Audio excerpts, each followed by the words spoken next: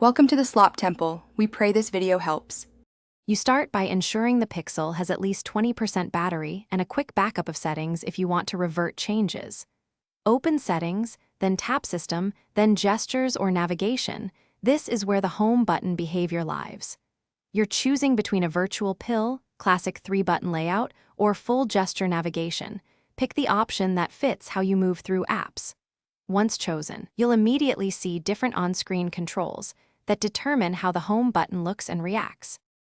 Now you customize how the Home control behaves. Tap Navigation and pick 3-button, pill, or gesture mode, and then adjust sensitivity and swipe actions so the phone interprets your motion reliably. You can assign long press or swipe up shortcuts to open Assistant or App Switcher. These affect the Home control directly.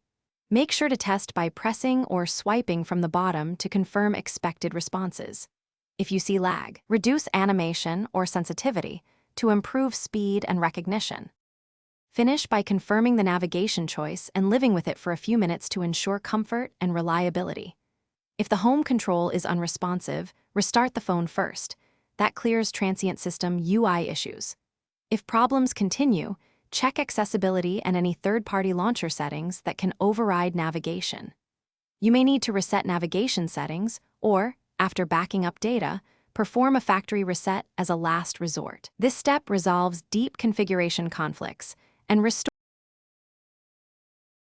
Thanks for watching. Consider subscribing if we helped you.